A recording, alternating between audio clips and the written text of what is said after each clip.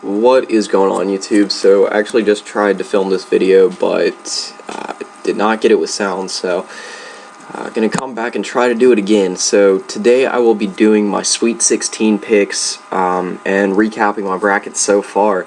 So if you did not see my last video that had my round of 32 picks, I showed my original bracket and then also obviously did my picks, and I think I also showed the leading bracket at the time. So coming back with everything that's happened since the round of 32 ended last night. I guess if you want to technically talk about it, it's a little bit late, but it was a pretty good day for me, honestly, compared to how it could have gone. Could have gone a lot worse. So just kind of recap everything that happened. I had Utah and Michigan State originally in my Sweet 16 for that portion of the Midwest, and obviously Gonzaga and Syracuse have busted that part of the bracket. Gonzaga's been incredibly hot, and yeah, I mean, they bested Utah by quite a bit. I don't think anyone wants to play them right now. Syracuse has looked very good as well, running over Dayton, and then also giving just running over Middle Tennessee State, and playing really inspired. And to be honest, for being 10th and 11th seeds, two teams surprisingly that a lot of people will not want to run into right now. So UVA and Iowa State actually had those two right, which I'm kind of happy about considering Iowa State is so thin. They have one of the best starting fives in college basketball. I was mentioning this in my last video. West Virginia actually had one of the deepest teams in this tournament, has a suffocating defense, has a good big man in Devin Williams that seemed like he could lead them to the promised land. And you know what, they just ran into a really good SFA team. Iowa State's honestly had a pretty easy road up until this point. Not to take anything away from Arkansas Little Rock, but Arkansas Little Rock was definitely a one-man team. I wouldn't say a one-man team, but they were definitely a team that had a spotlight very heavy on one player with Josh Hagens against Purdue, and Iowa State was able to run over them. And then UVA has actually managed to survive up until this point, which is very surprising since they haven't made it out of the round of 32 in quite a while. I think it was like 2012 or something. Anyway, that covers that portion. Oregon was able to get past St. Joe's, so that kept that portion of, I believe, the West bracket. Correct. Duke was able to hold off a pretty furious comeback by Yale today. I guess technically yesterday. Texas A&M won an absolute thriller against Northern Iowa. I was glad I was able to catch that game. And OU was able to get past VCU. So those are still intact. I do have Duke and OU winning those games. You can see my Final Four is still intact with Kansas, OU, UNC, and UVA.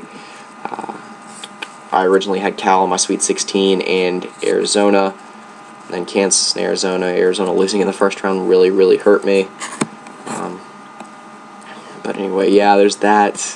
Notre Dame winning today helped me out quite a bit, since I have them going against Wisconsin. That's going to be an incredibly entertaining game in my mind. Bronson Koenig played out of his mind, hitting that game-winning three against Xavier, 2 threes, I believe, in the final 15 seconds of the game. Might have been final 9 or something like that. And was able to push Wisconsin to a win over a pretty good Xavier team. And then Notre Dame winning on that Pfluger tip-in. Able to get past SFA, so that was good. Indiana was able to best Kentucky, which didn't hurt me too bad since I have UNC advancing anyway. And yeah, so let's go over to my new bracket.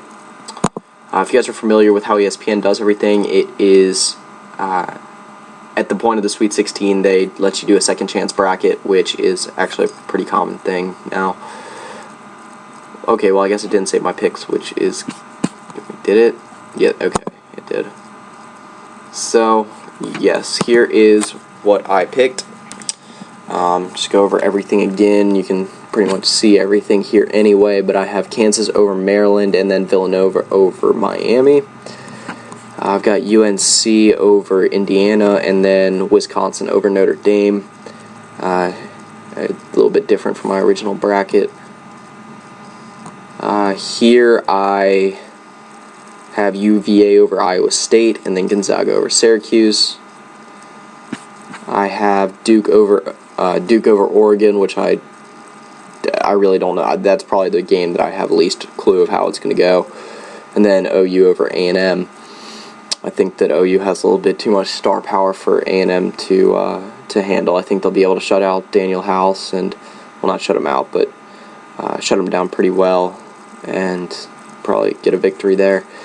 And then my Final Four, I have the exact same Final Four I had originally. Kansas beating OU, UNC beating UVA is the only difference there. I actually originally had UVA over UNC, but I just think this is the year for UNC. I really do. I originally had Kansas as my victor, and I really think these are two, by pretty much far and away, the two best teams in the tournament. I think UVA's close. I think I would say far and away, but I think OU and UVA are both very good, but I think UNC and Kansas are the clear-cut two best teams, as UNC has shown so far, and as they showed when they beat UVA to win the ACC tournament. So that pretty much concludes my Sweet 16 picks, and then also my next portion of the bracket.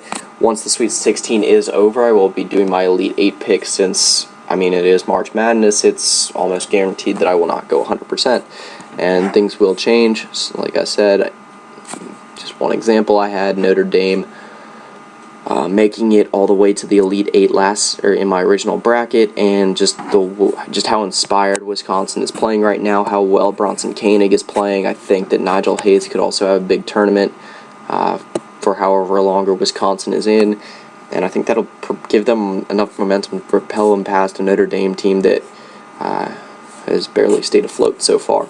So that pretty much concludes this video. It's been an extremely fun March Madness so far. Hard to believe it's already almost halfway over. Like I said, it's been an incredibly entertaining first few days, and yeah, looking forward to the Sweet 16, so that's pretty much it. See ya.